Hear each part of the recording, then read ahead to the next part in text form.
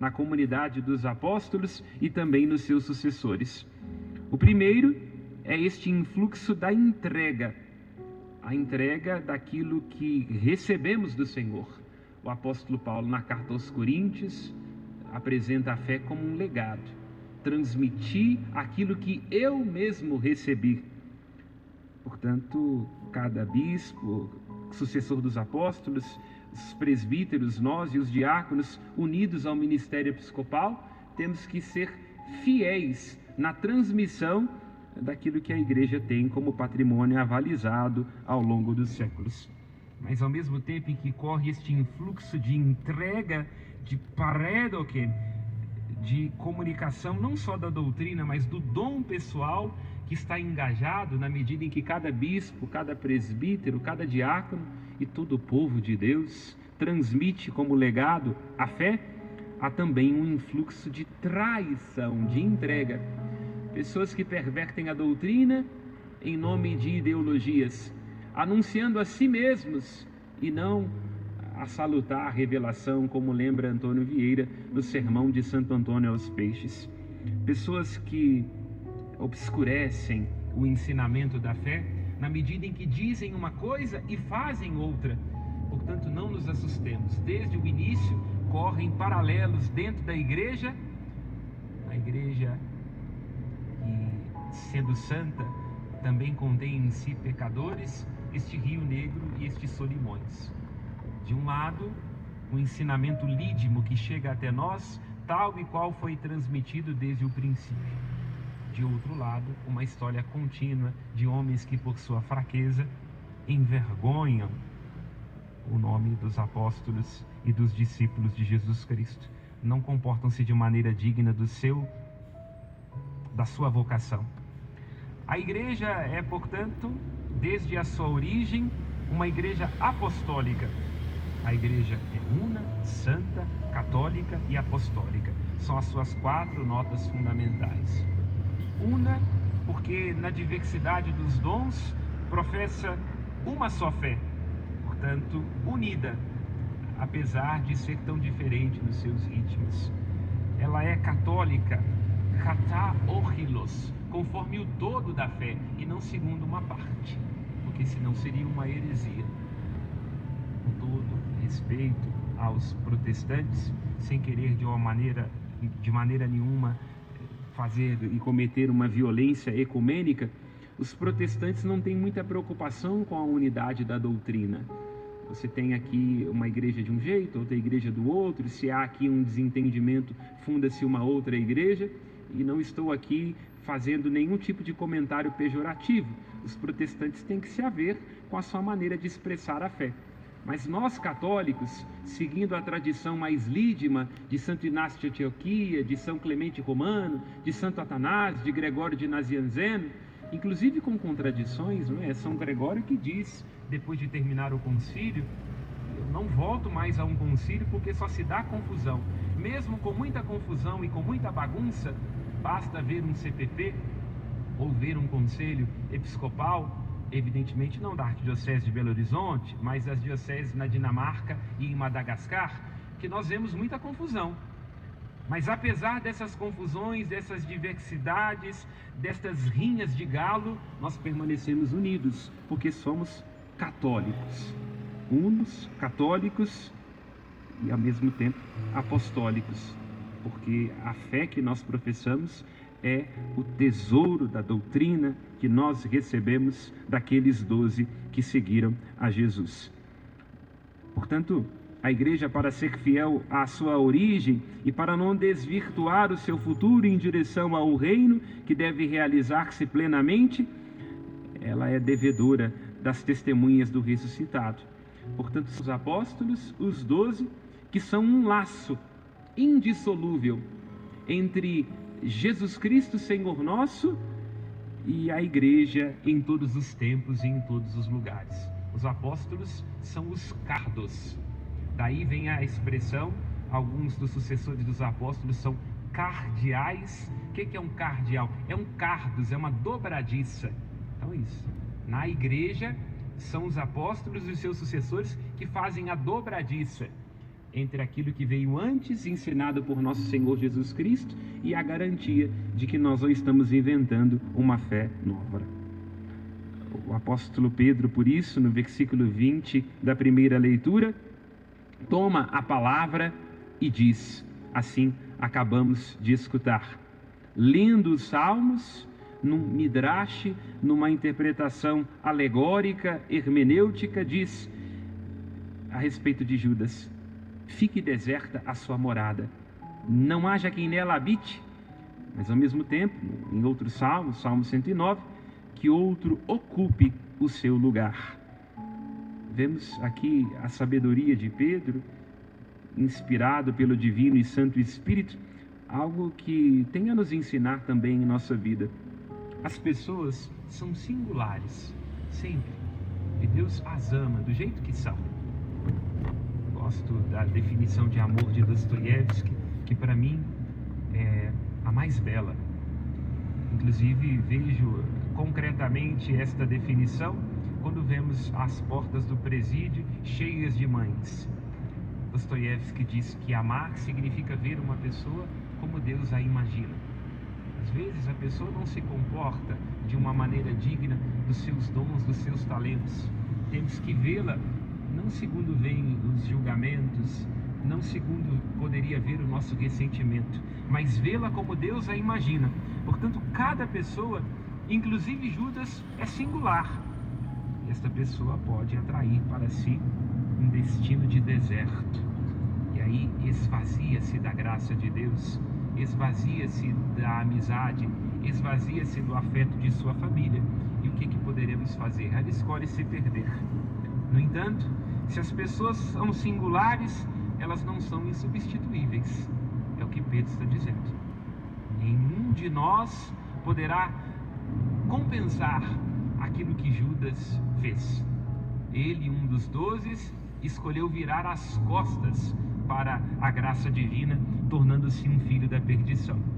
Mas a igreja não vive do ressentimento, ela não é refém da incoerência dos seus membros, que outro ocupe o seu lugar. Portanto, Judas não é insubstituível, precisamos colocar alguém em seu lugar. Aqui, o chamado e a eleição de Matias, cuja memória hoje estamos celebrando. O critério para a escolha é que seja um dos homens que nos acompanharam desde o princípio, seja alguém que conviveu com Jesus. Esse é um critério fundamental para ser apóstolo. Eu sei que hoje em dia por aí tem gente que coloca chapéu de boiadeiro, vende semente ungida e diz que é apóstolo. Lê do engano. Para ser apóstolo tem que ter convivido com Jesus Cristo. Nem os bispos, estejam eles vestidos de vermelho ou de violácea, são apóstolos, são sucessores dos apóstolos, porque para ser apóstolo, esse é um critério das Sagradas Escrituras. Se querem outro, que nos deem outro evangelho, ou então rasguem esta página dos Atos dos Apóstolos. Para ser apóstolo, tem que ter convivido com Jesus. Aí, se você gosta da intriga da oposição, você vai dizer: mas e Paulo? Por que Paulo é apóstolo? Porque Paulo encontrou-se com Jesus e recebeu o chamado diretamente dele enquanto estava a caminho de Damasco. Portanto, ele não só é apóstolo, como citando em grego, um mega apóstolo, porque é o único que foi chamado pelo próprio ressuscitado. Portanto, com todo respeito ecumênico, não pode ser apóstolo se não conviveu com Jesus. Se não é parente de Raul Seixas e tem 10.000 anos, não poderá ser apóstolo. Escolhamos então, dentre aqueles que nos acompanharam desde o princípio, e a escolha recai sobre Matias. E como é que eles escolhem? Escolhem confiando-se à graça de Deus. Oram ao Senhor, que sonda os corações, e poderíamos dizer ao Senhor que sonda a história. Então, todo chamado, toda eleição é, antes de tudo, realizado pela graça divina. Lançam à sorte, este era o critério entendido nesse primeiro momento. A igreja ao longo dos séculos vai discernindo outros critérios, não é? As eleições dos bispos. Antigamente os bispos eram eleitos por aclamação. Hoje em dia eles são eleitos pela nunciatura apostólica, em comunhão com a diocese, que manda nomes, são eleitos em função do reconhecimento de suas capacidades, reconhecendo neles virtudes apostólicas para o pastoreio. Mas nem sempre foi assim na história da igreja. Santo Ambrósio, por exemplo, foi eleito por uma criança. Estava lá na dúvida, quem é que vai ocupar a cátedra de Milão? E aí uma criança levanta e diz: Ambrósio bispo. E aí se faz esta eleição. Graças a Deus hoje não é assim, né? Porque imaginemos que bagunça seria, que tipo de eleição nós teríamos, né? Porque, como lembra Nelson Rodrigues, às vezes o povo não pensa bem, né? A unanimidade é burra. Prossigamos. Confiando a graça de Deus, elegem mais um para o conselho apostólico. E aí nós temos uma dúvida, não é, que daí decorre. Podemos retirar um ensinamento profundo desta eleição à sorte. Em primeiro, que a eleição de um bispo, a ordenação de um padre, de um diácono, é antes de tudo uma aposta. Hoje nós temos outros critérios, seja o critério, como estou dizendo, né, das cartas que correm pela anunciatura para ver se o candidato é digno, seja para, no caso de um padre, as avaliações em Auschwitz, digo, nos seminários. Aí a gente vê se o candidato é digno, e aí não, esse é digno, é um eleito. No entanto, permanece esta dimensão de que toda eleição para um chamado, ela é uma aposta que nós fazemos num candidato, porque ele pode se virar do avesso e pode ser diferente daquilo que mostrou até então. Mas em sendo uma aposta, em sendo um ato humano, toda eleição de bispo, toda ordenação de padre, com a eleição, né, para ser presbítero, diácono, do Papa, é uma aposta. E ela é ratificada pelos dons de Deus que são irrevogáveis. Por que eu estou dizendo isso? Porque se a gente não entende esse meandro, como é que nós vamos entender a eleição de um Papa como Borgia, que escandaliza Lutero? Rodrigo Borgia, que é um Papa que tinha esposas, Vanosa Cataneu, uma delas, um dos filhos do Papa Alexandre VI, Borgia, que escandaliza Lutero, torna-se César Borgia. Ele assassina todos os cardeais que ele elege. Como é que nós vamos entender um Papa como Estevão VI, que, ressentido do seu antecessor, manda retirar o cadáver da cova, colocá-lo no trono e julgá-lo? Como é que nós vamos entender papas como Inocêncio III, ou os papas do período medieval que morriam de sífilis? E não sei se você sabe, sífilis não é uma coisa que a gente pega porque tomou uma friagem. Nós só podemos entender isso percebendo que toda eleição de papa, de bispo, é uma aposta humana, uma aposta ratificada pela graça divina.